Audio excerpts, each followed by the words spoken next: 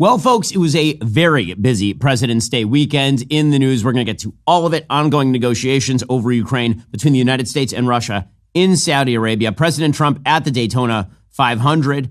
J.D. Vance giving off some pretty strong, aggressive vibes in Germany. Lots of stuff happening. We begin today with the latest on this insane situation up in Toronto where a Delta plane landed and then flipped over onto its roof. Here's a video. It is just breaking as of this morning.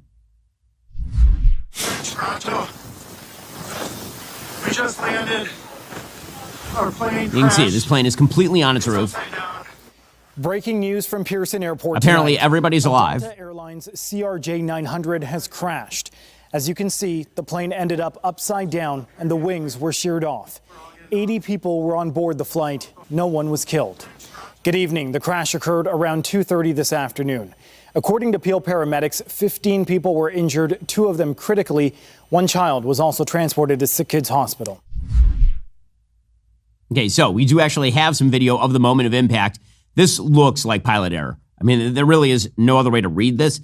This is an insane crash landing. Basically, the plane comes down so hard that it rips off part of the landing gear and flips the plane completely over. One of the wings comes off the plane. So it is not as though it flipped around in the air or anything like that. This is not an FAA issue. This is not a coordination issue between various planes. This is a pilot who's going to have some splaining to do. Here is the video.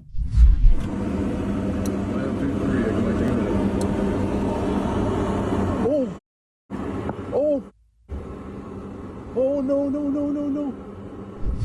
That is not good. Miracle that nobody was killed in this. Again, there are 15 people who have been injured. Now, this has not stopped anybody on the left or in the media from immediately blaming the Trump administration for a plane crash that happened in Canada, which maybe this is the start of our invasion of Canada, actually. This is the inciting event. But in any case, here was NBC News trying to blame Elon Musk, Donald Trump, and Doge for a plane crash in which it is pretty obvious that the pilot screwed something up here. This is going to yet again raise the concern about FAA staffing, air traffic control staffing. Now, this is a Canadian air traffic control tower, and this is under Canadian authority once it crosses the border. And yet, as you know, there has been this talk about maybe staff cuts at the FAA as a part of President Trump's effort to trim down the federal workforce. And yet, as you also know, the FAA has been complaining for years that they are understaffed in critical job positions, especially air traffic control. There is zero evidence that it had anything to do with the FAA or firings at the FAA or anything remotely like that. In fact, a CNN safety analyst named David Susi admitted as much. He said, yeah, we've had a bunch of plane incidents lately, but there's not really one factor tying them together or anything. When we look at a short period of time in aviation, you have to understand that the litmus test here is a personal decision on your part. Do you feel safe? Now, when you're trying to make that decision, do I feel safe flying? And I do, very much so. There's no trend. There's nothing that ties these accidents together. So using critical thinking, you can say for yourself, do all of these things indicate some kind of trend in aircraft accidents? And to me, as an experienced investigator and being involved in aviation as a mechanic and as a safety inspector for the FAA, I feel perfectly safe doing this. I don't see anything tying these together that says, oh, the FAA is bad or the system is a problem. There are incidents that are a problem. Yeah, now, the way that the media are attempting to spin this as a problem with Elon Musk or Doge, the reason they're doing this is, and this is going to be the approach for the next several years, is that every time there is an incident, it is going to be tied to some sort of broader spate of cuts. It's going to be difficult to link the incident to the cuts, but that's going to have to be the argument. Because in reality, when bad things happen, somebody has failed. And that somebody is usually a person who's there, not a person who's not there. So it is much harder generally to blame something on quote unquote understaffing than on the people who are there failing to do their jobs. It's not as though there's nobody at the controls of this plane, for example. But that is going to be the case that the left makes. In any case, thank God everybody is alive. We'll find out how injured everybody was, I'm sure, as time goes on. Meanwhile, one of the big controversies of the weekend was Bill Burr. So I've spoken about Bill Burr on the program. And as I've said before, Bill Burr has completely lost the thread, absolutely lost the thread. So Bill Burr has decided, as a very rich individual who makes money by saying funny things sometimes. And again, This is coming from somebody who really enjoyed, for example, his Red Rock special. I think that he's done some really funny stuff in the past. And then he decided that he was going to go not just woke, but the wokest of the woke on everything from race to economics. So on his Monday morning podcast, he decided that he was going to sound off about billionaires again. Now, again, this is not his first rodeo on this particular topic. We talked about this a few weeks ago. He suggested that Luigi Mangione, who is the shooter of Brian Thompson, who is the head of United Healthcare, he was the CEO over there, the murderer of that guy on the street, Bill Burr had suggested that he basically had it coming because he ran a health insurance company. Well, now Bill Burr has expanded his critique out to all billionaires. Apparently, according to Bill Burr, simply earning a lot of money in the United States or anywhere else means that you should be murdered. This means that Bill Burr is both a moral and an economic idiot. This is not actually how economics works. The way that you become a billionaire in a free market capitalist system is by generating new goods, products, and services at a price enough affordable that people want to get it. That is how you make a lot of money. Back in the old days of feudalism, the way that you made a lot of money is by robbing poor people and taking all their stuff. And you had to do that to a lot of poor people because they didn't have a lot of stuff. And it turns out the people in those days who were rich actually weren't all that rich by modern standards. They didn't have any modern conveniences. There was no innovation or anything like that. Okay, but billionaires of today, generally speaking, are billionaires because they created something that's awesome for everybody. But Bill Burr obviously doesn't understand economics. He doesn't understand morality either, because his suggestion is that if you, apparently, if you are worth $999 million, you're good to go. If you make $1 billion, you should be murdered on the streets, according to Bill Burr. The amount of people that are struggling out there because of these billionaires, and they got us all arguing liberal and conservative. We got to stop doing that. If you work a full week at a job, you should be able to pay your rent. You shouldn't have to go out and get another job and still be struggling. It's bad for the country. These billionaires, they need to be put down. You know, like rabid dogs. And then he added, they are rabid with effing greed and they're going out and dividing everybody. Well, there's certainly no divisiveness I'm sensing from Bill Burr there, talking about how people should be, legitimately murdered for earning too much money in the United States. It's this sort of terrible economic analysis that leads to Bernie Sandersdom. You just say, in the free country, nobody should have to live on more than one salary. Okay, well, thanks for your statement about realities that you wish didn't exist. Now, what is your alternative? Because it turns out the government ownership and redistribution of resources makes everyone extremely poor. It turns out that massive tax rates, confiscatory tax rates, kill the very businesses that people need to work for. It turns out that high levels of government regulation and intervention in the real estate market tend to generate higher prices in real estate, including in rent. That's what rent control does, for example. A misbegotten attempt to punish developers who are, quote unquote, billionaires by controlling the rents. And what you end up with is less production of buildings. The economy is dynamic.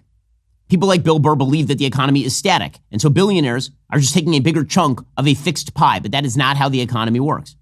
But where that shades over into truly evil thinking is when you start translating that into violence. That billionaires, because you misunderstand economics, need to be killed because they're suddenly centralizing all the resources. Please, name me the person from whom Elon Musk has stolen money. Seriously, I'd like to hear the name of that person so Elon Musk can repay that money. For that matter, I would love to know from whom Bill Burr has stolen his money. Bill Burr has a net worth, apparently, around $20 million. From whom did he steal that money? What's the cutoff for being a bad person? Is it like $21 million or something? It turns out that Bill Burr charges a lot of money for his comedy special. Shouldn't he give it out for free? I mean, there are a lot of working people who really like Bill Burr, and they now have to choose between paying their rent and getting a Bill Burr ticket. So, maybe he should give away all of his product for free. Maybe Bill Burr should do all of his comedy shows for free. Maybe we should have the government force him to do those things in the name of economic justice, when they're not killing the billionaires. Or maybe we should do none of those things because this country was founded on freedom. Freedom from a country that forced us to buy their overpriced tea and then tried blockading us when we dumped their tea into the ocean. How'd that work out for you, Great Britain? Well, it's time to throw your overpriced big wireless contract overboard as well. You don't need to pay $100 a month just to get a free phone. Pure Talk, my cell phone company, says no to inflated prices. The qualifying plan, you can choose an iPhone 14 or a Samsung Galaxy for $0. And yes, this is for premium service on America's most dependable 5G network. Get your iPhone 14 or Samsung Galaxy for $0 with a qualifying plan by going to puretalk.com/Shapiro. You can make that switch in as little as 10 minutes. No hassle, no gimmicks, just honest to goodness wireless priced right. Again, that's puretalk.com/Shapiro. Claim your new iPhone or Galaxy with qualifying purchase from Pure Talk, America's wireless company. Visit puretalk.com/Shapiro for details. Again, I've been using Pure Talk myself for years. The coverage is excellent because they have the same tower network as one of the big guys. Go check them out right now. Pure Talk, America's wireless company. Again, that's puretalk.com/Shapiro. Claim your new iPhone or Galaxy with qualifying purchase. Also, anywhere worth going, it's worth going in a good pair of boots. Find your perfect pair with Tecovas. The first time I put on my Tecovas boots, it was like they were already broken in, which makes sense because every single pair goes through over 200 meticulous steps of handcrafting. With every stitch on point, Tecovas boots are made for a good time and a long time. Talk about attention to detail. I used to think Western boots were just for cowboys. Since these folks started in Texas back in 2015, they've been changing that story. Whether you're a lifelong rancher or you're just looking for your first pair of Western boots, Tecovas makes it feel easy. You can wear these beauties from sunup to sundown. They're built tough enough for long days, but stylish enough for those big nights out. Now, do I look like the typical kind of guy who wears boots? But here's the thing. I actually enjoy wearing the Tecovas boots, and they look cool. They are subtle. They are not loud, or at least they don't have to be unless you want them to be. No matter your size or your style, they've got the perfect boot waiting for you. Plus, with Tecovas' Best in the West guarantee, you get free returns and exchanges for 30 days. Pretty hard to beat. Right now, get 10% off at tecovas.com/Shapiro when you sign up for email and texts. That's 10% off at tecovas.com/Shapiro. Tecovas.com/Shapiro. See site for details. Tecovas, point your toes west. The reason this matters is because I have a fear. Here is my fear. The American body politic tends to pendulum from side to side. This is how you end up with Trump and then Biden and then Trump again. But I think that the next pendulum swing, and there will always be another pendulum swing, is going to be to the far left, to the economic populist far left, to people who agree with Bill Burr. If there is an economic downturn in any way, shape, or form, because the American people have not been made aware of the realities of how economics works, because our education system has failed them completely on all of this, this sort of zero-sum ugly thinking is going to eventually gain victory in the United States at some point, not permanently, but at some point, because of all of the broken systems of education that have been put in place in this country, because people have become so comfortable with the bizarre idea that rich people are stealing from poor people. Now, for the moment, it's really unpopular, and it should remain really unpopular, because it is a stupid, terrible idea. And the same thing happens to be true in terms of the sort of zero-sum thinking that some people have on race in this country. It turns out that in a free country, people of all races should do better. But there are some people who don't believe that. People like, for example, Trevor Noah and Princeton professor Ruha Benjamin, who have now basically come all the way, they've horseshoed around to the racist right, and they are now arguing in favor of segregation because the races can't get along with one another, according to these geniuses on the left. I know what your shout means, the same way an Italian knows what an Italian shout means. Yeah. Right? I know I'm prefacing it with a lot because it's a loaded question. Yes. But I would love to know if you think integration was the right solution, maybe, on the other side of, America, of civil rights. Yeah. No, I don't. And I don't think it's actually that controversial when if you understand that segregation and integration weren't the only options. Like those are within those two options, it may seem like integration is the more progressive. Like, of course, we don't want segregation. But again, when you're being integrated into institutions, into a culture that's a supremacist culture, that's a culture that feeds off of hierarchy, that feeds off of insecurity, anxiety, why are we being integrated into that? I mean, this is how pathetic the left has become. Okay, so they are arguing in favor of fixed pie economics, which has been debunked by literally all of human history in every country. And they are arguing in favor of sort of a fixed pie with regard to racial reconciliation, that the races can't get along. It's a white supremacist system.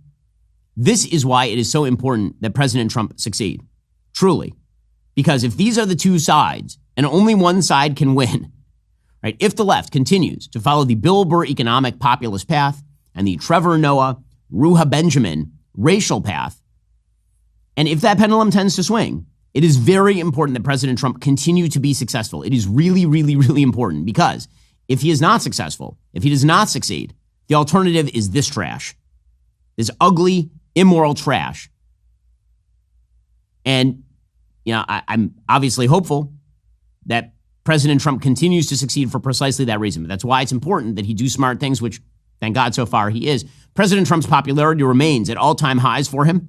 The latest public opinion poll has President Trump riding at a 51% approval rating compared to 45% disapproval rating. In fact, the politician that Americans like the least right now is Chuck Schumer. Chuck Schumer is stuck at a -10. Only 32% of Americans actually like Chuck Schumer at this point. This is according to the new Survey USA poll. President Trump is also making himself culturally ubiquitous. So he went to the Daytona 500 over the weekend and actually used the Beast as the pace car. And here is some of the radio traffic that was happening while he was pacing the field. This is your favorite president. I'm a big fan. I am a really big fan of you people that you do this. I don't know, but I just want you to be safe. You're talented people, and you're great people and great Americans. Have a good day. Have a lot of fun, and I'll see you later. Again, this is kind of awesome. Right? This kind of stuff is cool and good. President Trump at the Super Bowl getting big ovations. President Trump at the Daytona 500 getting big ovations. All of that is quite good because, again, the alternative is really, really bad. And meanwhile, the administration is making some fairly serious moves, and one of those moves involves pushing Europe to actually, for the first time in nearly a century, stand up on its own 2 feet. So since the end of World War II, the United States has essentially been the bankroller for European security. And you understand why that is. Europe had basically destroyed itself during World War II. The United States had to prop up Europe afterward so that it didn't become a communist-ridden hellhole. And then Europe became essentially a sick man, reliant on the ministrations of the United States and our taxpayer dollars in order to uphold itself against the Soviet Union. And then the Soviet Union fell. And instead of Europe actually getting its act together, Europe just continued to live on the largesse of the United States. We helped prop up all of their security arrangements. We helped prop up NATO, for example. And meanwhile, they themselves got more and more robust in their stupidity. They decided that they could basically play with house money. And by playing with house money, I mean they could be as left-wing as they wanted to be, while knowing that the United States would provide an almost endless security guarantee to them. And so they decided open immigration from radical Islamist countries would be a great idea. They decided to actually pass essentially forms of blasphemy laws in their own country in order to facilitate their idiotic notion that a post-colonialist society ought to be invaded by many of the areas that it had once colonized. They were going to take those policies, put them in place, and there would be no negative side effects. Well, over the weekend, Vice President J.D. Vance spoke in Munich, and the Europeans were very angry at him. He spoke at the Munich Security Conference. He gave a very important speech. And at the speech, he said, listen, there are some problems in Europe. Those problems include things like China and Russia. But the biggest problem in Europe is that Europe has forgotten what Europe is about.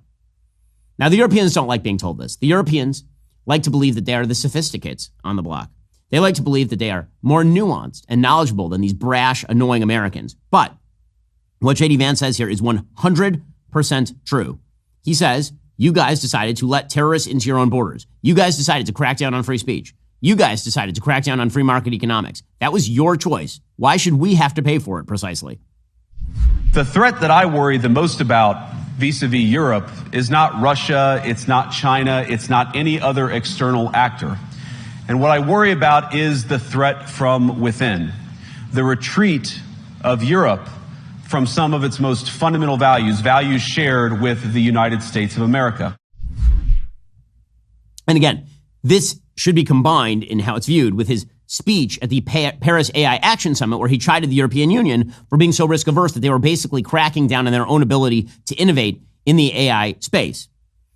There's a very good piece in the Wall Street Journal by a person named Dominic Green, who's a fellow of the Royal Historical Society, talking about these speeches. He says, combine those two speeches. You have the classic American one, too. Economic and individual freedom support each other. Innovation, competitiveness, and risk-taking are the natural partners of liberty, free speech, and democracy. Europe should be the natural partner of the United States and a key link in the emerging American-led alignment. But Europe is divorced from reality. And this is right. And so one of the policies, it seems, of the Trump administration is to force the Europeans to actually own their own policies or to dissociate from their own stupidity of the past. And that stupidity is very, very real. And by the way, there's a threat that that stupidity starts to cross the water. So, for example, 60 Minutes did an entire piece over the weekend about Germany and about free speech law in Germany, in which German officials openly acknowledge that they will criminally prosecute people for insulting other people in public, for example. It's illegal to display Nazi symbolism, a swastika, or deny the Holocaust. That's clear. Is it a crime to insult somebody in public? Yes. Yes, it is. And it's a crime to insult them online as well? Yes. The fine could be even higher if you insult someone in the internet. Why? Because in internet, it stays there. If we are talking here face to face, you insult me, I insult you, okay, finish. But if you're in the internet, if I insult you or a politician... That sticks around forever. Yeah.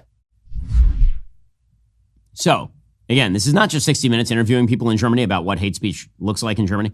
This is 60 Minutes pushing for this kind of stuff. How do we know? Because this is the overall view of the legacy media. The overall view of the legacy media is that only things the legacy media likes being said should actually be said. Margaret Brennan, who recently off being face-planted by J.D. Vance on the news, she's on CBS News and Face the Nation, and she was interviewing Secretary of State Marco Rubio. And she was chiding J.D. Vance for going to Europe and saying that Europe might want to value free speech a little bit more. Right now, again, in Europe, if you say something insulting about Islam in Britain, you might go to jail for as long as some of the people engaged in trafficking of young white girls in Rotherham. Depends on what kind of prosecutor you get from the Crown Prosecution Service in Great Britain. But here's Margaret Brennan saying that the real problem is this whole free speech thing.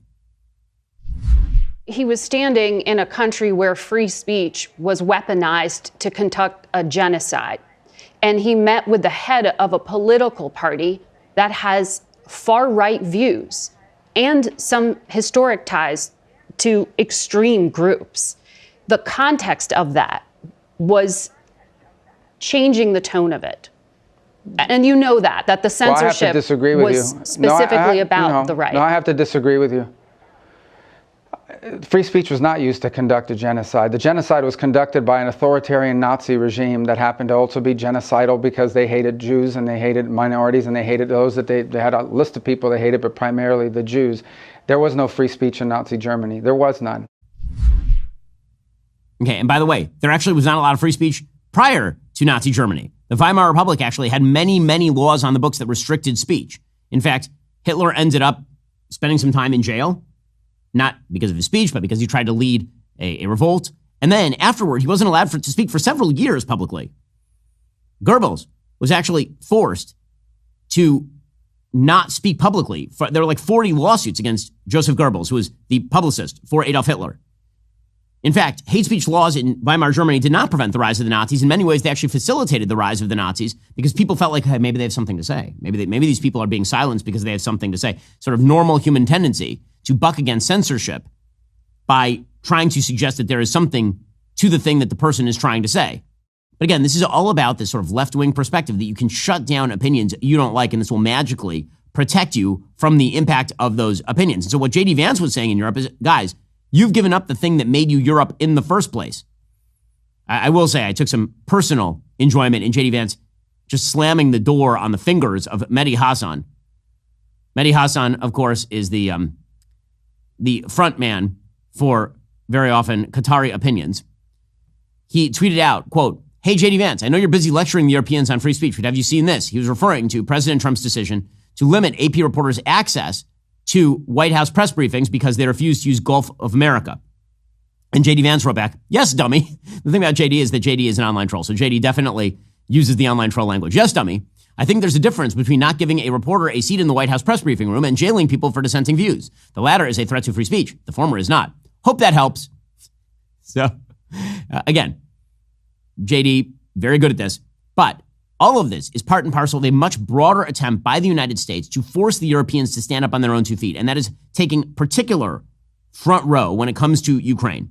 Well, Europe, they don't have American values, but you should have American values. Most American universities are no longer teaching those, but there is one that is. Grand Canyon University, a private Christian university in beautiful Phoenix, Arizona, believes we are endowed by our Creator with certain unalienable rights to life, liberty, and the pursuit of happiness. GCU believes in equal opportunity and that the American dream starts with purpose. GCU equips you to serve others in ways that promote human flourishing and create a ripple effect of transformation for generations to come. By honoring your career calling, you impact your family, your friends, and your community. Change the world for good by putting others before yourself to glorify God. Whether your pursuit involves a bachelor's, master's, or doctoral degree, GCU's online, on-campus, and hybrid learning environments are designed to help you achieve your unique academic, personal, and professional goals. With over 340 academic programs as of September 2024, GCU meets you where you are and provides a path to help you fulfill your dreams. The pursuit to serve others, that's yours. Let it flourish. Find your purpose at Grand Canyon University. Private, Christian, affordable. Visit gcu.edu. I've been to their campus. It's a beautiful place. Terrific faculty, excellent student body. Go check them out right now. Grand Canyon University. Visit them at gcu.edu. Again, that's gcu.edu for Grand Canyon University. Also, when you're covering breaking news and political developments the way I do, you can't always stick to a normal 9-to-5 schedule. Stories break at all hours. Having the flexibility to manage my time effectively isn't just a luxury. It's essential for delivering the news people need to hear. That's why I appreciate tools that let me handle business tasks on my own schedule, not someone else's. Take Stamps.com. It's revolutionized how you and your business can handle all mailing and shipping needs. Whether you're sending out important documents, promotional materials, or packages, you can do it all right from your computer or phone any time of day or night. No lines, no traffic, absolutely no waiting. Plus, if you sell products online, Stamps.com seamlessly connects with every major marketplace and shopping cart.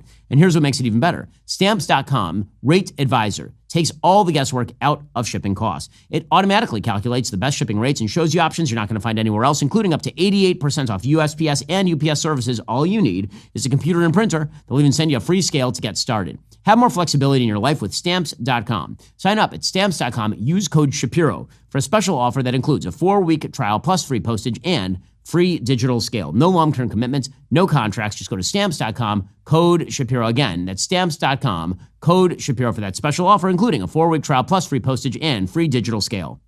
So when it comes to Ukraine, you may have noticed on a map, is very, very close to the rest of Europe. In fact, Ukraine is right in the middle of Europe, just spatially speaking. Ukraine borders a number of European countries, including Hungary, Poland, and Romania, among others. And it turns out that the Europeans, while they've increased their defense spending, have been rather hesitant to actually take further actions. They want the United States to foot the bill. And the Trump administration has been saying to the Europeans, listen, we're tired of footing the bill. This is on your continent. Why don't you take a leading role here? And if you want to take a leading role in the negotiations, perhaps you should step up to the table and increase your defense spending. Perhaps you should make the kinds of moves that might lead people to take you seriously when you guarantee, for example, Ukrainian security.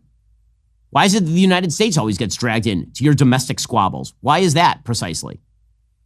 Now, again, this is not a case that the United States should leave Ukraine to the predations of Vladimir Putin. It is a case that cudgeling the Europeans to actually, do what they're supposed to do is not a stupid tactic. In fact, it is very often a smart tactic. So, top diplomats, according to the Associated Press from Russia and the United States, met Tuesday in Saudi Arabia to discuss improving ties and negotiating an end to the war in Ukraine. Talks that reflected a major and rapid change in American foreign policy under President Trump. No Ukrainian officials were present at the meeting, which came as the beleaguered country is slowly but steadily losing ground against more numerous Russian troops in a grinding war that began nearly 3 years ago. President Zelensky has said his country will not accept any outcome from this week's talks if Kyiv doesn't take part. European allies have also expressed concerns that they are being sidelined as well. According to Secretary of State Rubio, he said the two sides agreed to pursue 3 goals, quote, to restore staffing at their respective embassies in Washington and Moscow, to create a high-level team to support Ukrainian peace talks, and to explore closer relations and economic cooperation. So what is this really about? So if you just read this on the surface, maybe this is about the United States cutting Ukraine out of the loop. Or perhaps what the United States is doing here is what the United States might have had to do all along, which is make a deal that they then cram down on Zelensky. Because remember, Vladimir Zelensky, the president of Ukraine, can't go back to his own people and say, I gave up Donbass and Crimea. Hundreds of thousands of people are dead, and I gave up Donbass and Crimea. He has to make the case to his people that they're going to win back these areas that pretty much everybody, including the Biden administration, recognized they were not going to win back. And so the idea of the United States cramming down the deal and playing bad guy in this particular scenario might actually be an off-ramp for Zelensky. Because both sides need an off-ramp here. Putin needs an off-ramp that allows him to go back to his people and say that they won something for this enormous cost. And Zelensky needs an off-ramp so that he can say to his people, listen, I didn't want to go along with the deal. The deal was forced upon me. I've been saying this for literally 3 years. For 3 years, I've been saying this. Okay, meanwhile, this is also a way of forcing the Europeans to the table. They say we want to slot, and the United States is saying, fine, you want to come to the table? Why don't you bring your purse? Seriously, you want to come to the table? What is it that makes you valuable in this conversation? According to the Associated Press, the recent U.S. diplomatic blitz on the war has sent Ukraine and key allies scrambling to ensure a seat at the table, amid concerns that Washington and Moscow could press ahead with a deal that won't be favorable to them. Kyiv's absence at Tuesday's talks has rankled many Ukrainians. France called an emergency meeting of EU countries and the UK on Monday to discuss the war. And again, forcing the EU to actually come together to prove that they ought to be part of the conversation is not a terrible idea. Again, there's this attempt to sort of play it as though what the United States is doing is cutting some sort of soft deal for Putin. But this is also one way of getting the Europeans to actually step up and do what they are supposed to do. According to the Wall Street Journal, the idea that the fate of Europe might be decided without direct European participation has alarmed the continent's capitals. European governments weaned their economies off Russian fuel exports and poured billions of military aid into Ukraine as part of the war effort they regard as crucial to the region's security. Now, the snub from Washington has raised pressure on Emmanuel Macron of France, British Prime Minister Keir Starmer, and other leaders to define how they plan to contribute to any peace deal between Russia and Ukraine. In recent days, the Trump administration has asked European governments to fill out a questionnaire clarifying whether they are willing to send troops into Ukraine as part of a peacekeeping force and what other capabilities they can provide as part of a security guarantee for Ukraine. The leaders must also discuss how to increase European military spending and fund longer-term assistance for Kyiv. And again, all of this makes perfect sense. Saying to the Europeans, listen, you want a slot at the table, you don't get to free ride anymore. It doesn't get to be like the UN, where France has a seat on the Security Council without doing anything for collective security. If you want part of this conversation, you should have some skin in the game.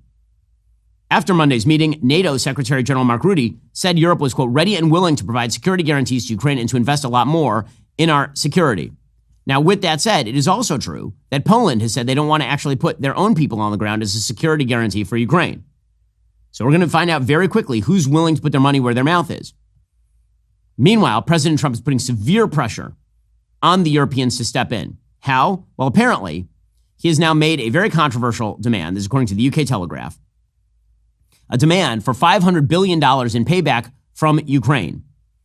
Essentially, the Telegraph obtained a draft of the pre-decisional contract marked privileged and confidential, dated February 7, 2025.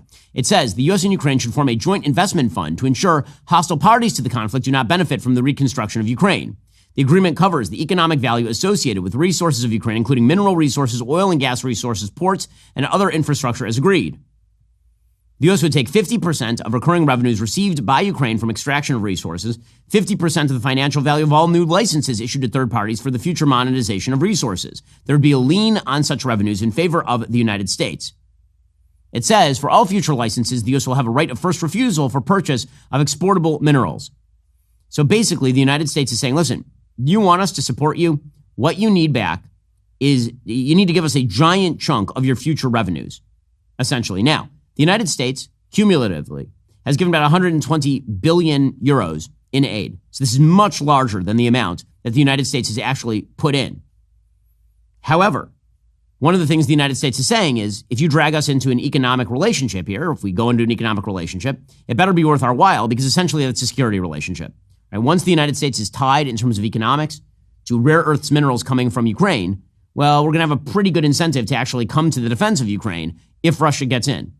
So, are the Europeans going to offer you a better deal? Right? And if the Europeans are willing to offer you a better deal, great. That means the United States isn't on the hook for nearly as much. This is the game, I think, that the Trump administration is playing. It's not a game where the United States abandons Ukraine.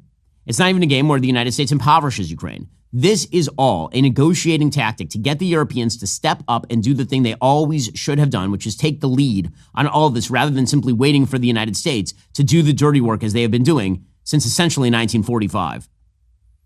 Marco Rubio, the Secretary of State, was asked what the process is moving forward. Here he was explaining.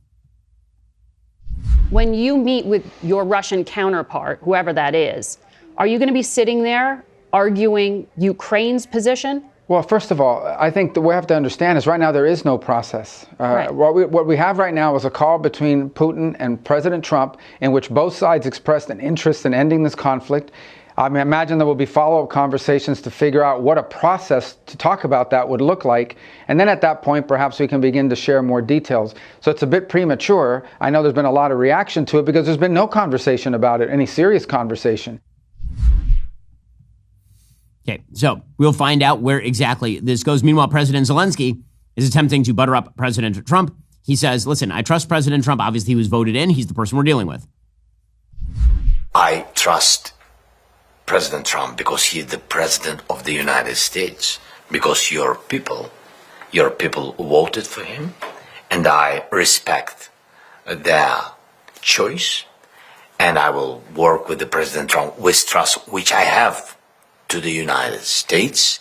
But of course, I want to have real meeting, productive, without just words, with the concrete steps, and to hear us, to hear President Trump, to make common plan, and to share it with allies, then with Russians, and stop this war.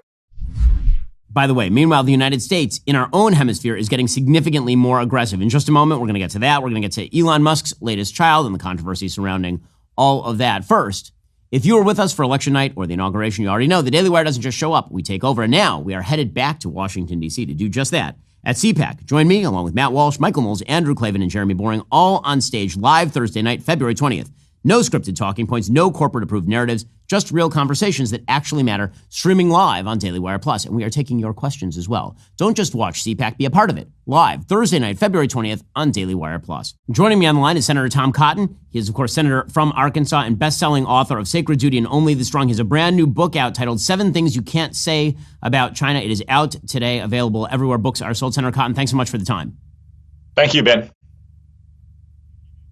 So let's talk about the situation with China right now.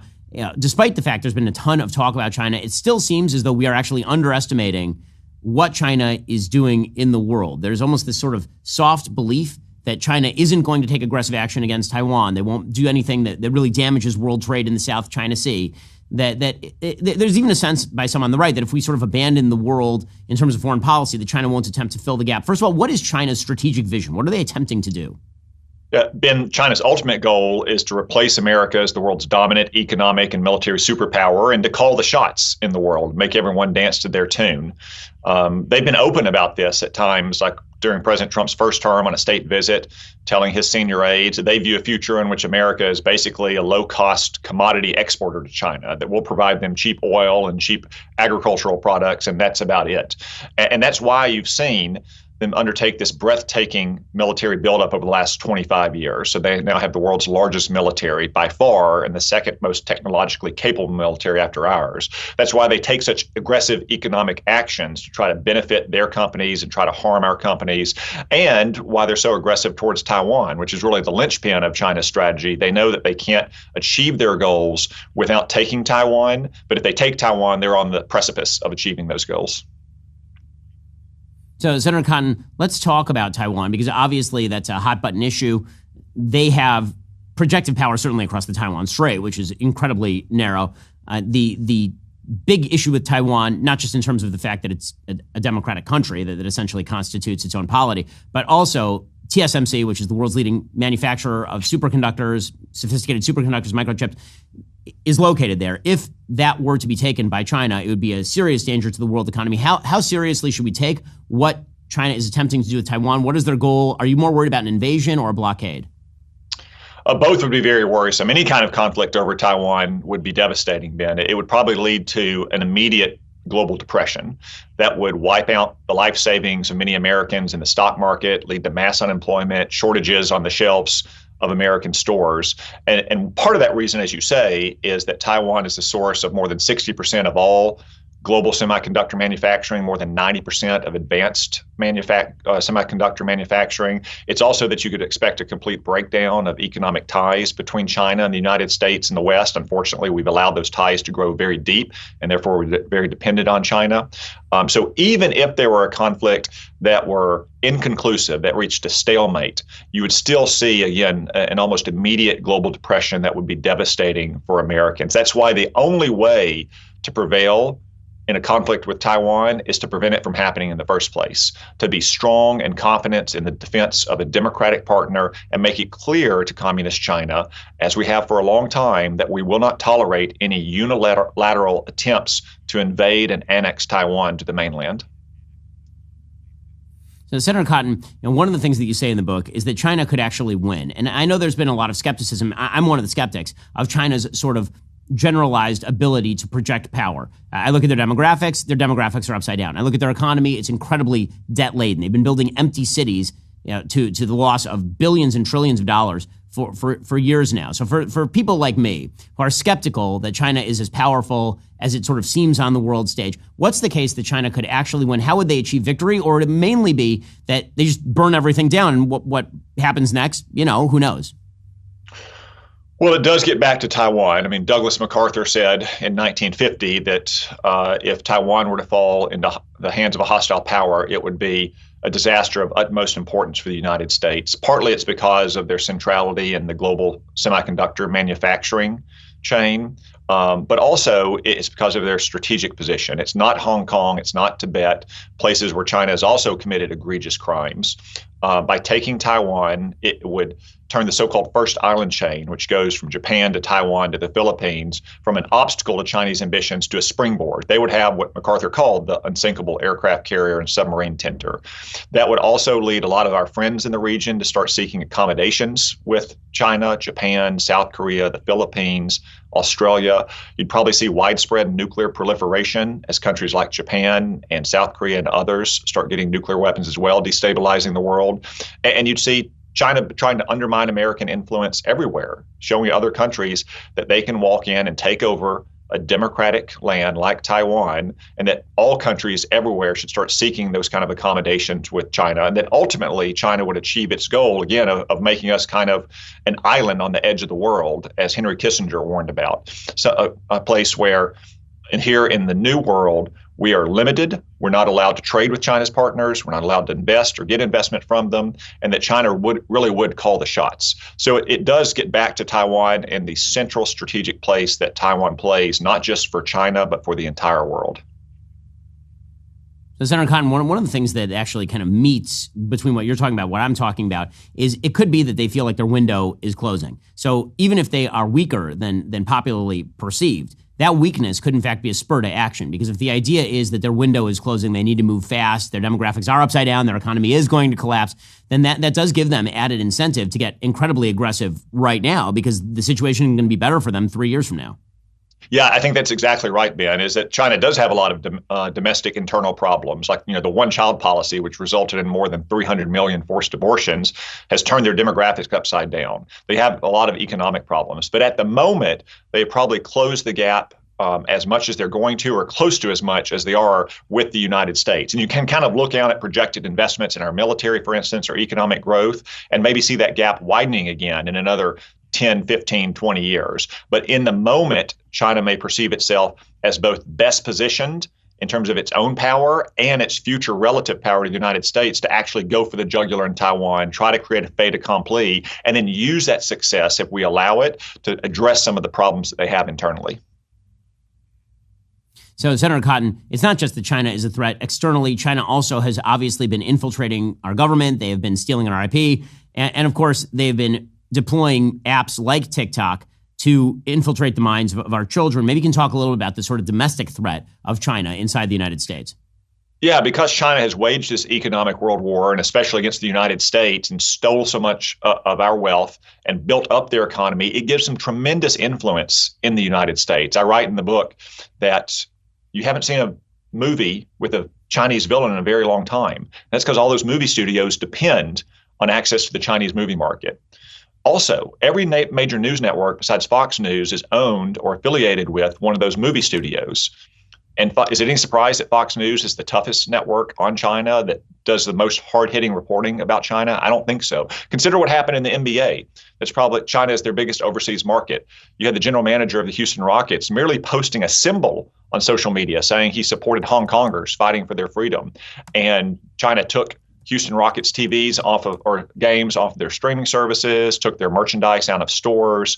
You had NBA players like LeBron James and Stephen Kerr cracking down on the GM of the Rockets. Or just look at what happened to me 5 years ago, when I first said this week 5 years ago that the coronavirus pandemic might have come from that lab, not from a food market. I expected Chinese communist officials to criticize me, but I also had American elites coming down on me, calling me a conspiracy theorist at the Washington Post and the New York Times and CNN and so forth. So China has built up a large influence network throughout our society and in our government of people who are ready to man the ramparts and defend China. It's not just traditional spies and espionage. It's this massive degree of influence they have in every corner of American society. So, Senator Cotton, given the threats, what are the best ways for the United States to counter those threats, particularly militarily? I mean, when we talk about being able to deter China from taking Taiwan, what sort of projective power do we have that's capable of deterring that sort of action? How well armed is Taiwan? What are the steps we need to take there? And what sort of steps ought we be taking domestically in order to prevent Chinese influence operations? Well, so Taiwan has been increasing its spending on its military, not fast enough, in my opinion, and not necessarily on the right things. They need to be singularly focused on adding more and more time to the amount of time it would take Communist China to subdue the island so other friendly nations can come to its aid. What are the things that we can do? We need to make sure that we significantly increased our munitions manufacturing capability. We've seen in Ukraine and in the war in Gaza against Hamas that we're strained in what we can provide to our allies. We need that capability to build up here in America so we can support our allies and defend our interest in the Western Pacific. We need to invest in shipbuilding so we have a Navy that can actually deter Chinese aggression. We need to be buying more stealth bombers and stealth fighters to do the same. Our Army needs more air and missile defenses and long-range strike capabilities so they can defend our positions in the Western Pacific.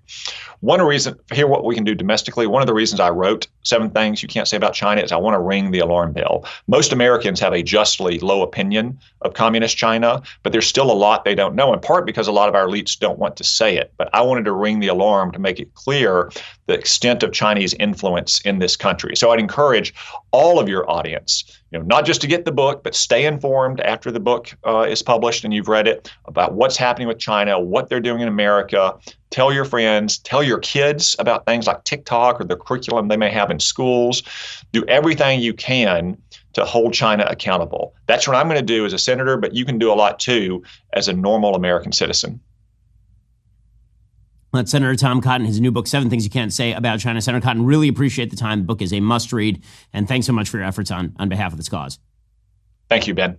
Well, meanwhile, the United States is taking a much harsher look at Mexico. Apparently, according to the Washington Post, the CIA is poised to take a larger, more aggressive role under President Trump in the battle against the Mexican-based drug cartels, devising and evaluating plans to share more intelligence with regional governments, train local counter-narcotics units, and possibly conduct covert actions, according to people familiar with the matter. Which, yes.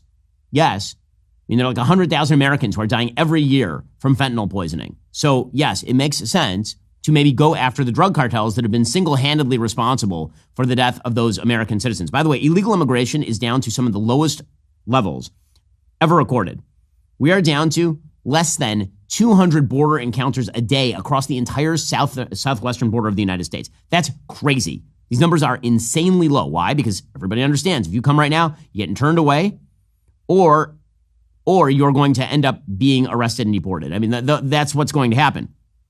According to the Washington Post, the expanded focus on cartels represents a new and potentially risky priority for the spy agency, which in recent years has made espionage against China, counterterrorism operations in the Middle East and Africa, and support for Ukraine its main concerns. Why is that risky, presumably? I mean, it seems like that's actually the thing that the CIA should be doing. The emphasis will be on increased U.S. support to anti-drug forces within Mexico and elsewhere inside the hemisphere. And again, this makes perfect sense. This is our southwestern border. The attempt to pretend that didn't exist for years got a lot of Americans killed. So good for the administration for taking that seriously. Speaking of taking important things seriously, apparently, according to Breitbart, Defense Secretary Pete Hegseth has said that he has already picked investigators who will look into the disastrous Afghanistan withdrawal. He says, I don't have a time frame on it. I don't want to wait any longer, but I always want to get it right. So there will be a full investigation now into the disastrous withdrawal from Afghanistan. Presumably, some people are going to lose their jobs for the decision-making process all along the way. And all of that is, of course, quite good. Meanwhile, DOGE continues to make significant inroads into the federal government. According to the Washington Post, the acting commissioner of the Social Security Administration left her job this weekend after a clash with Elon Musk's U.S. DOGE service over its attempts to access sensitive government records, 3 people familiar with her departure said on Monday. Michelle King, who spent a bunch of decades at the agency, left her position Sunday after the disagreement. Now, again, this bizarre idea that Elon Musk is like combing through individual data because he's desperate to see your credit card is just silly, or your social security number. It's really, really dumb. The White House has now nominated a person named Frank Bisignio to lead the Social Security Administration. In the meantime, the agency will be led by a career Social Security anti-fraud expert as the acting commissioner. Martin O'Malley, the Social Security commissioner under the Biden administration and former Maryland governor, obviously longtime Democrat, said, at this rate, they will break it, and they will break it fast, and there will be an interruption of benefits. That is the last thing that's going to happen here. DOGE is not going to interrupt Social Security benefits. Of all Republican administrations, this administration understands, do not touch the entitlement third rail. Do not do it. Meanwhile, DOGE is seeking access to IRS systems. According to the Wall Street Journal, an agreement with the IRS could give the team access to the integrated data retrieval system. That system allows anyone with access the ability to have instantaneous visual access to certain taxpayer accounts. Democrats are warning about the risks to taxpayers if DOGE is allowed to access those sensitive taxpayer information without legal guardrails. I have a question. Didn't you guys leak Donald Trump's tax returns? I noticed. I'm sorry. All this craziness about how DOGE is going to invade privacy after the massive invasions of privacy that took place under the Biden administration, they ring rather hollow. Okay, so many important things happening. And I think that it is very important, as I said earlier, for the Trump team to continue to be successful. And they are doing so many things that are necessary, delving into the waste, fraud, and abuse at government agencies, finding improper payments, finding that thousands of people who are dead still receiving Social Security benefits, digging up USAID fraud and mismanagement, telling the Europeans where to get off and how to restructure. These are all deeply important things. Looking at peace in the Middle East. Okay, so what that means is no distractions. No distractions. Distractions are the killer here. Getting involved, getting high in your own supply to the point where you do things that end up clawing away at your popularity rating in very kind of slow but telling ways, that is not what you want to be doing here. Politics, as I was saying to one of the producers earlier, politics is like a marriage. The public marries the politician. And like a marriage, marriages go bad over a course of time and then all at once. So if you ever meet a couple that gets divorced, even before they get divorced, they're kind of picking at each other. And they kind of pick at each other and they kind of say nasty things. They're kind of small. And you're like, that's not great. But, maybe they'll just let it go. And then something big happens and all at once the bottom just falls out because all of the systemic supports for the marriage have already been ground away. And all of the stability has been removed from the situation. And all it takes is some sort of big fail for the entire system to collapse. Okay, it's like that with public approval and presidents as well. Joe Biden, he had an approval rating that was high 50s, mid to high 50s when he took office. He then proceeded to do an awful lot of things that people didn't like. He did these vast spending programs. He started to put equity in all of his programming. He started appointing people who are incompetent to positions of high office. He was pushing for the transing of the kids. And all of this had sort of an incremental effect on his popularity rating. If you take a look at his popularity rating, it kind of hovered in the high, and then it started to decline. Then it was in the low 50s, and it was like hovering right around 50. And then the Afghanistan debacle, and the bottom falls out, and he spends the rest of his presidency at 40% in the approval ratings. Okay, why? Because all of those kind of small things that weren't so small, as it turns out, just like a divorced couple, all those things that people think that they've forgotten and dismissed, they all end up in the divorce papers when the big thing happens. So every president encounters a big thing, a big bad thing that happens during their presidency. During President Trump's first term, obviously, that was both the BLM riots and COVID. Those were huge things that happened in 2020, and the bottom sort of dropped out of the presidency. And all of the other things that had been niggling and annoying and all, everything from the false, fake nonsense of Russiagate to the dumb tweets, all that sort of stuff came back to haunt, right? And the bottom went out. That's the stuff you want to avoid. You want to avoid that stuff because those are unforced errors. In tennis, it's an unforced error. You weren't forced to do the thing. You just decided that you wanted to go for a risky play and you did the thing. I bring this up because there are some indicators that these sorts of things are being put out there, and it's a warning sign. It shouldn't be done. Okay, because we need Trump to... The alternative is so bad. The alternative is Bill Burr on economics and Trevor Noah on race and Randy Weingarten on gender. I mean, these are the alternatives. And everybody on the right who's very confident that the country will never swing the other way, that sort of confidence never pans out. Democrats have been confident before, and they got hit with Trump twice. Republicans, I remember, were very confident after 2004, and by 2006, Democrats had taken over Congress. Okay, so when President Trump, for example, tweets out things like, quote, He who saves his country does not violate any law. I understand he's trolling. I understand. The phrase was apocryphally attributed to Napoleon Bonaparte. This is a dumb thing to tweet. It just is. There's no reason to tweet that. Because, again, it's not true. He who saves his country does not violate any law. Like, well, who defines saving the country and in what way?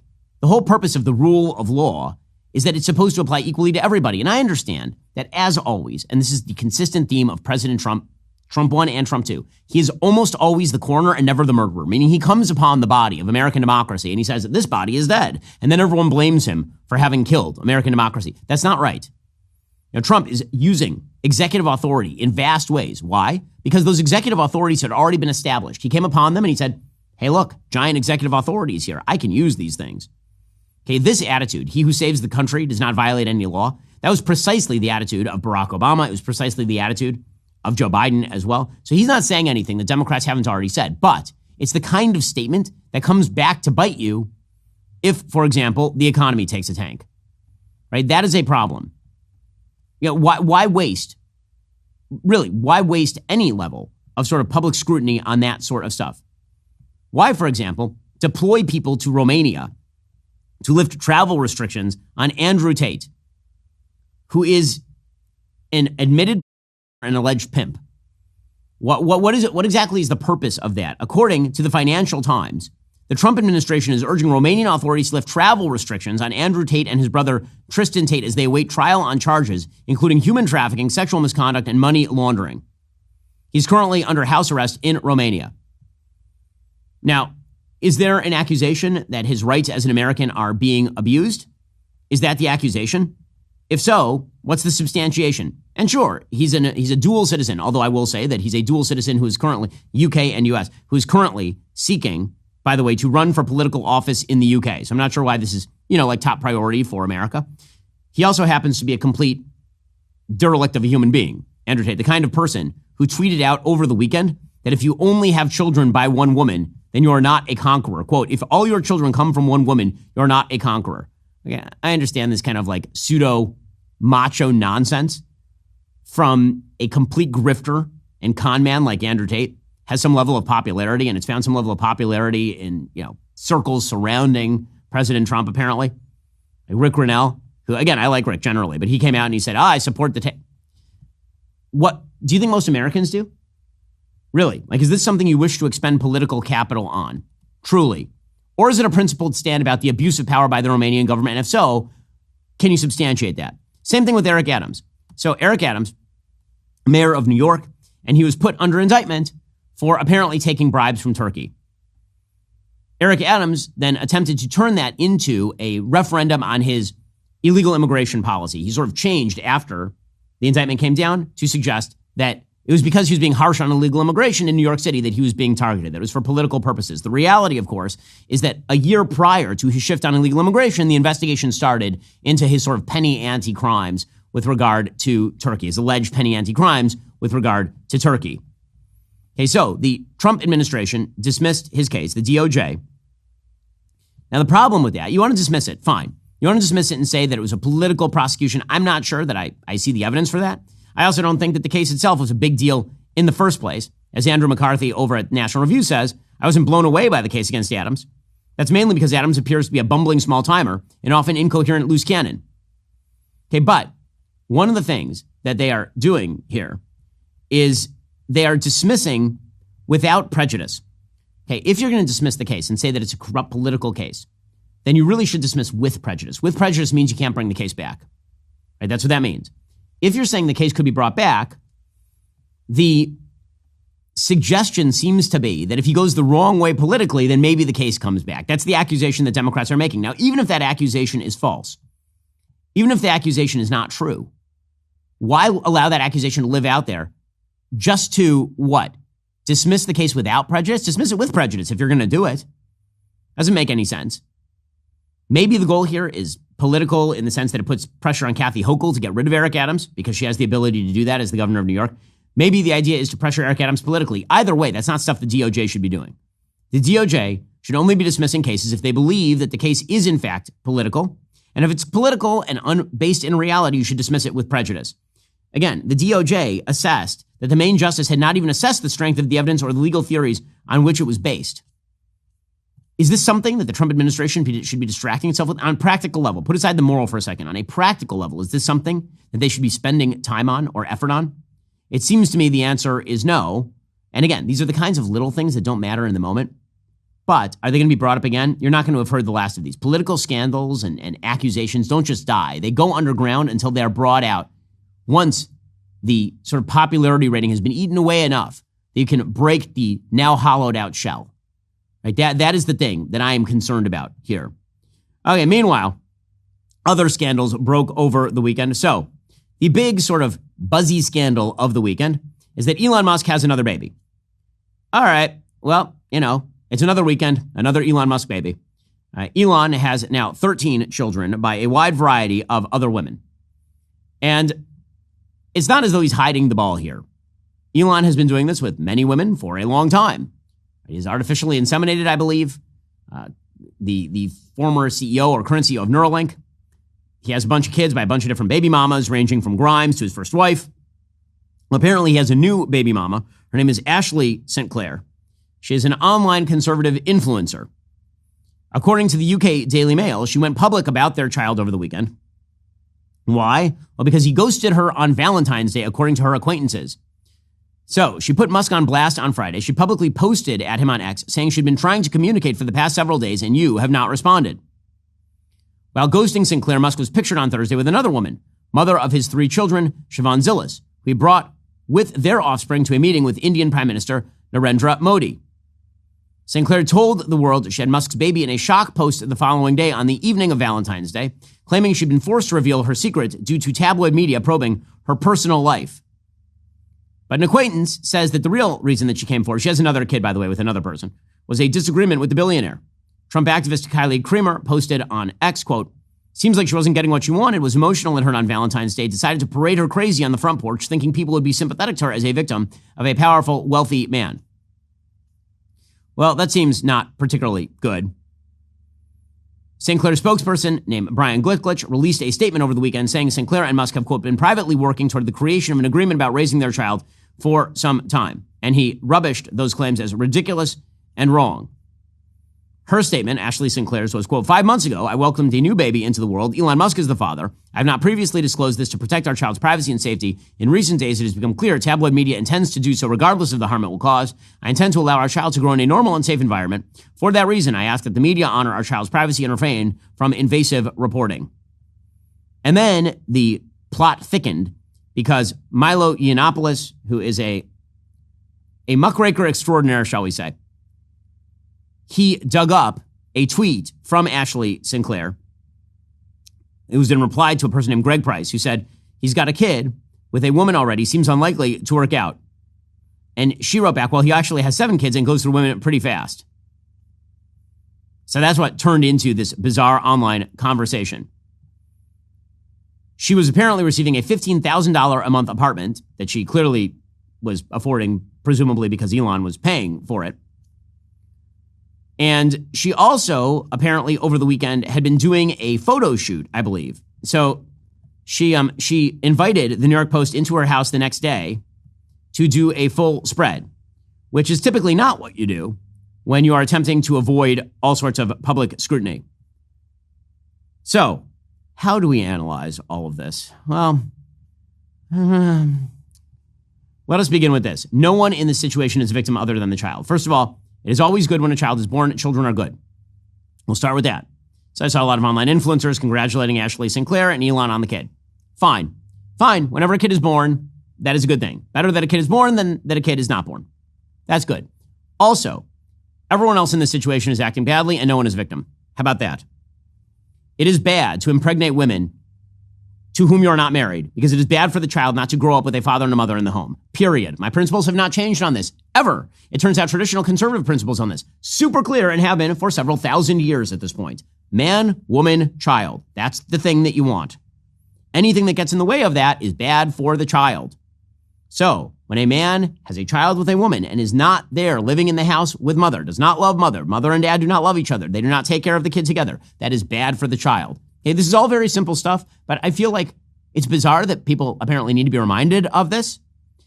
But yeah, that's actually the way that, those of us who have been part of the biblical virtue system have been on board with this for like a super duper long time. I feel like the fact that I even have to say this demonstrates the sickness at the root of many of the things in our society. But it's not great when Antonio Cromartie has 1,000 kids by 1 billion different women. And even if a person I like does it, it's still not great.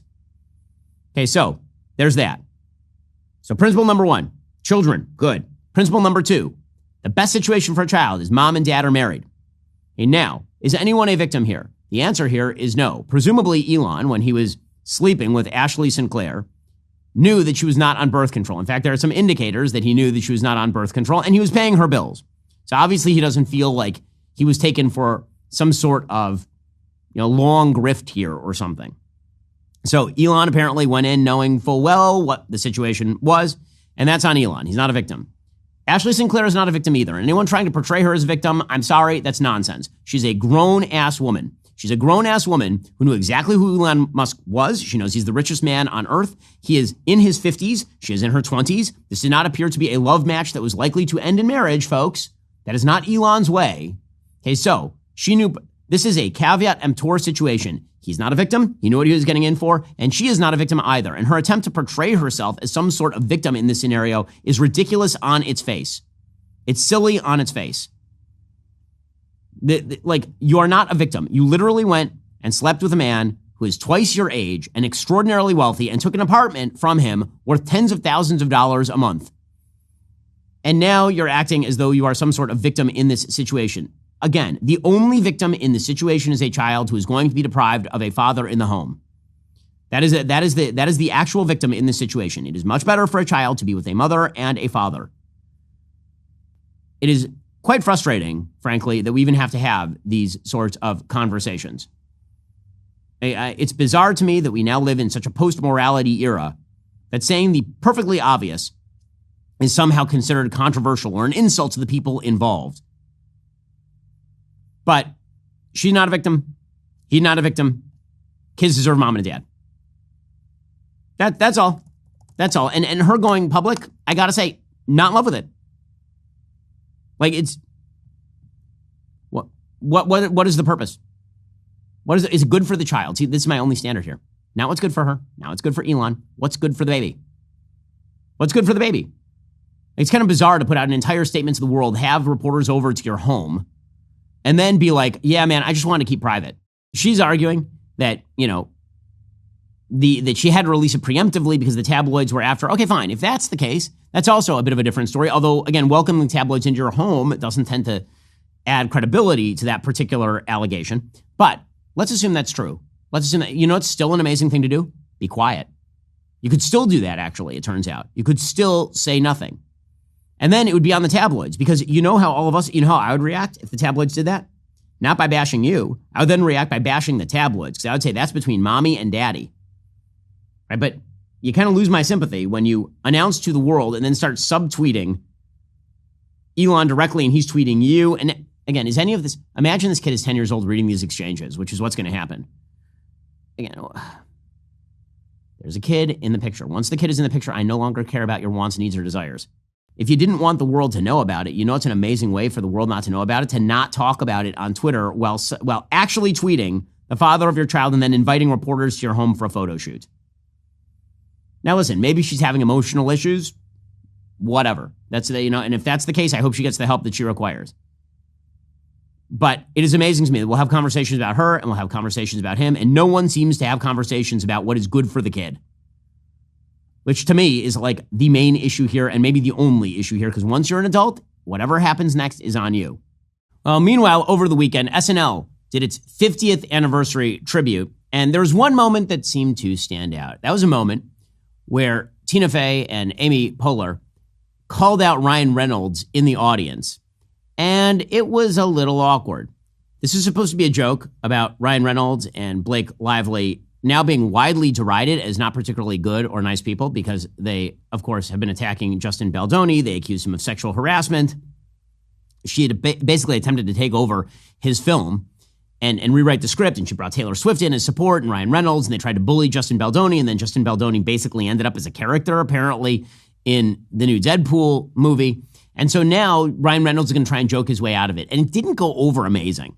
Like, the audience that's seated around Ryan Reynolds looks awkward. Particularly keep your eye on Kevin Costner, who kind of looks like he wants to crawl through the floor during this one. I have a question. Oh, hey, Ryan Reynolds. Hi. Hey. Ryan Reynolds, how's it going? Great. Some people in the background not looking happy.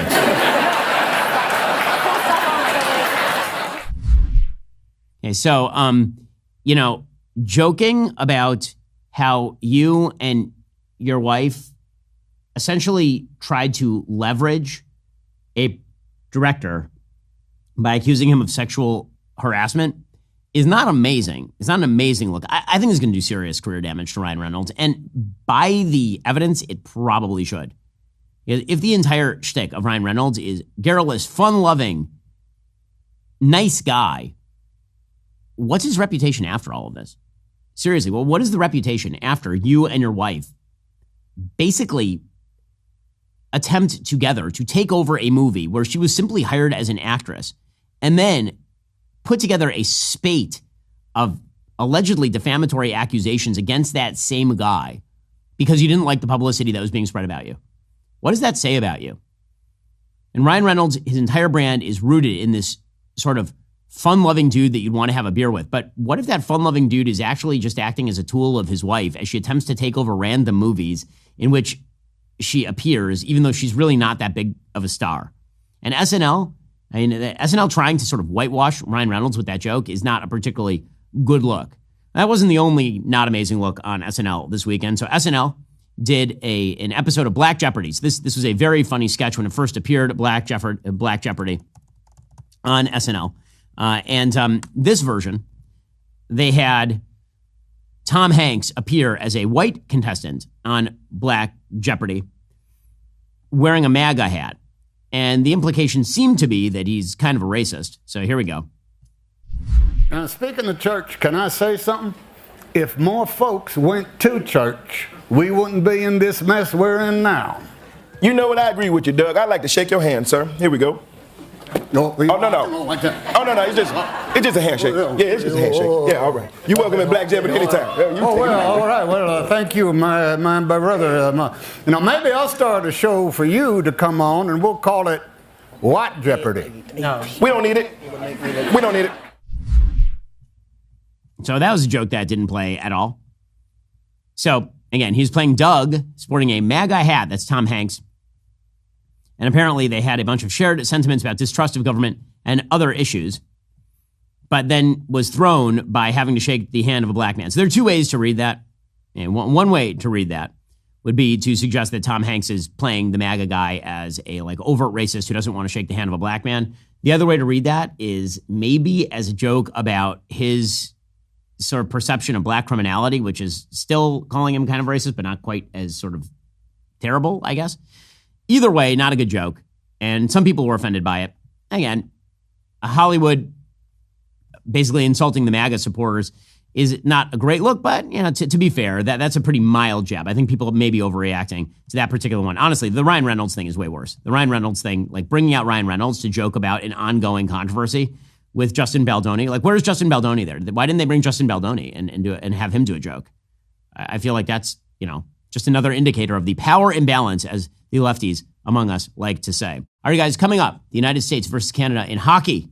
And yeah, we're taking it to the Canadians before we annex their country. Also, horrible news from the Middle East, where Hamas is announcing who they are releasing dead this week. Plus, Pope Francis is in the hospital. If you're not a member, become a member. Use code Shapiro checkout for 2 months free on all annual plans. Click that link in the description and join us. We have tons behind the paywall for members, including Run, Hide, Fight. We have tons of fantastic movies, great entertainment, stuff for your kids as well. Go check it out right now. Again, become a member. Use code Shapiro checkout for 2 months free on all annual plans and click that link in the description and join us.